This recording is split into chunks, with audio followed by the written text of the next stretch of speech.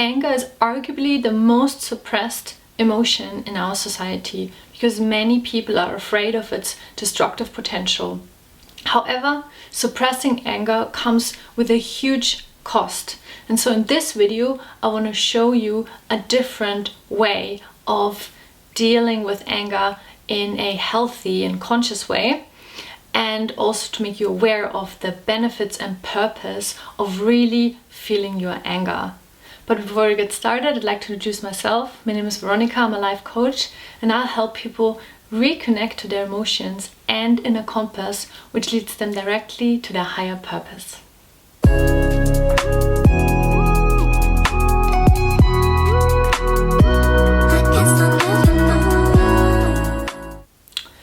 So let's get started with the question, what is the huge cost of suppressing anger? So for that, we need to understand what purpose anger serves in our lives, because all the emotions serve a specific purpose.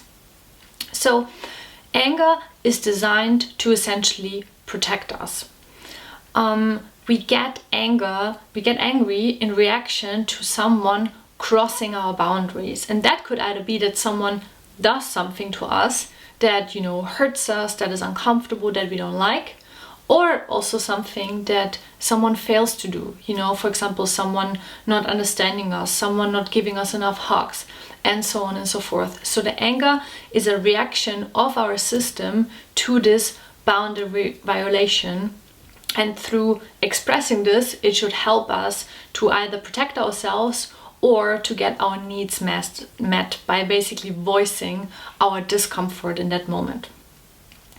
And so you can already see that suppressed anger, like the first big problem with suppressed anger, is that many people struggle to set boundaries, and that's very much connected with their suppressed anger. So, for example, I live right now in the UK. I'm German born, but my husband is English, so we live here, and you can see this everywhere, that people are so disconnected from their own anger that they don't even register when there has been a boundary violation. And when you do emotional work with people or therapy, very often people then become so aware of all the little ways in which their boundaries are crossed on a daily basis, and they weren't even aware of it.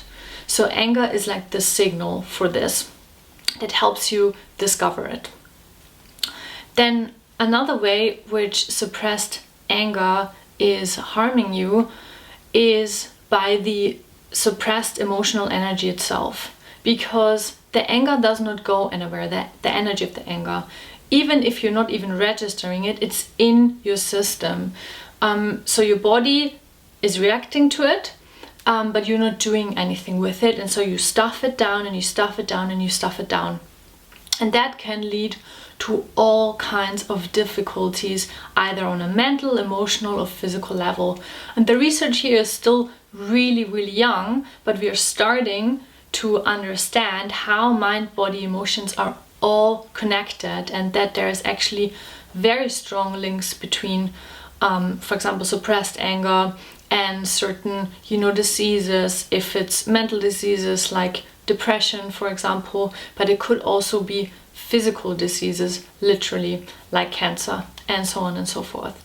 As stated, the research here is really young, but from my own experience, I can see this a lot in people, how actually this suppressed emotional energy just gets stuck in their system. And in the alternative health world, we actually say that depression is suppression, not just suppression of anger, but suppression with all kinds of emotional energy. So essentially, it's really, really healthy to get in touch with your anger and to free the emotional blockages that you have. However, of course, and I wanted to mention one last great benefit actually of getting in touch with your anger, and that is the power of anger. Anger is this explosive emotion, and that's why people are afraid of it, but this explosive emotion can actually really free you. Because maybe you have been in a situation when you just felt so stuck and you just you just didn't like it anymore. You wanted to get out of there. Like your life, it just didn't fit you anymore. Like the energy of the anger can actually be what really frees you, you know, when you're just like, no, like that's not working for me. Like this is bullshit, you know, like there's a very, very powerful anger, powerful energy. And if you know what to do with it in a healthy way, you know, how to handle this energy in a healthy way, which I'll share with you in a moment, it can be such a powerful force in your life. Because unfortunately right now in society there's a lot of bullshit going on, you know, there's a lot of people who will tell you, no, don't do this, that's not good, do this instead. They want to force you. There's a lot of expectations, and there's in general, the general direction that our society is going is really, really worrying, right? So you will have these moments, especially when you start to awaken, that more and more you are like looking around, you're like, what is going on? Like, I can't believe it. Mainstream in society is literally insane, right? Maybe you've had this feeling. I have it all the time. And the anger is actually something that can help you, you know, get out of this, even if everyone around you tells you, you know, that you're nuts, but you know exactly, no, I know something. So anger is powerful. And I had like the most beautiful experience in a Tantra workshop with my wonderful teacher, Sophia Sundari. And we did a workshop around Kali. This is the Indian goddess of destruction. But what she is destroying is essentially like lies, you know, and fakeness. And just how the world is basically telling stories that are not true, and that's what she's slaying with her sword. And we did it with women together in a ceremony. It was absolutely beautiful, and that was, it had such a big impression on me, because I realized, wow, anger can be really, really positive, and the destruction sometimes is needed, you know. Sometimes you just need to let go of everything in your life and start completely new. So that is the power of anger. But then, of course, the question is, how can we harness this power without destroying everything around us? Because, of course, that is a very real possibility with anger. But I'll tell you that when you are suppressing anger all your life, the danger of you just at some moment freaking out and, you know, doing something really crazy is actually much greater. And my husband, he worked a lot on the so-called nice guy syndrome, which is a concept developed by Dr. Robert Glover, who is a psychologist and who helps men that are too feminized and who are struggling with people pleasing to free themselves, essentially become empowered. And he says in the book that there's actually statistics of people who have suppressing anger all their life and who are always the very nice ones to others are actually have higher likelihood of just freaking out and like murdering someone, you know, their wife or their partner or someone else, because of this suppressed anger, you know. So and when I do emotional work with people, I always tell them that when you get more in touch with your anger, when you can let it flow, you're actually a much more safer person for other people, because you are aware of your anger. And that's what I would suggest for you, is that you do conscious emotional work. So how that starts, first of all, is that you start separating your reaction with a response. So when I say feel your anger, it does not mean that every time when you get angry that you start screaming at someone or yelling or you know, beat someone or something like that. No. But you can feel your anger without having any outward reaction. That's what I mean with not suppressing. So instead of just kind of like stuff it down, try to ignore it, try to distract yourself, you're feeling the angry energy in your body. You're feeling it in your whole system. So that's step number one, that you learn to not, you know, contract yourself, because that's actually how we suppress emotions. We tense our muscles and we go like this. That's actually why so many people are constantly tense feeling. So we relax the body and we feel it in our system. And then the second step is to, in a safe place, get in touch with your anger and express it in a healthy way.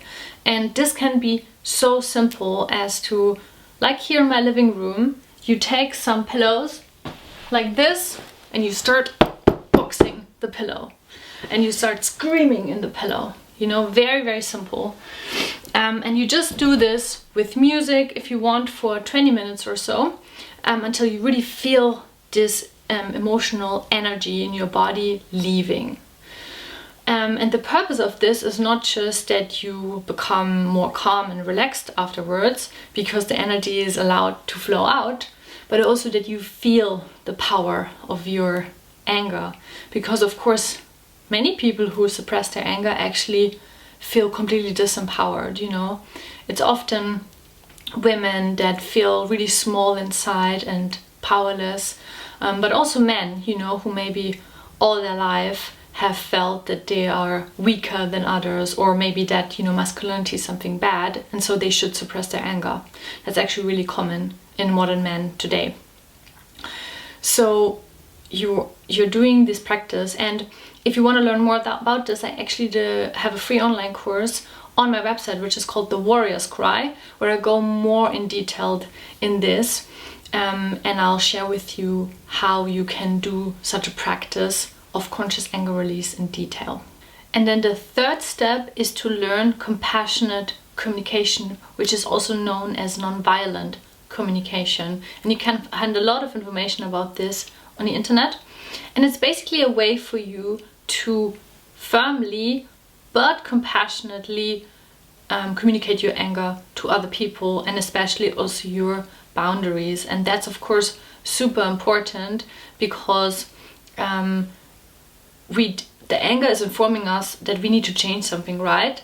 But we don't want to do it in this aggressive way that's actually incredibly disconnecting and brings a lot of stress into our relationships. We want to do it in a different way, in a more compassionate way, but you still got to be honest about it. So compassionate communication is great about it.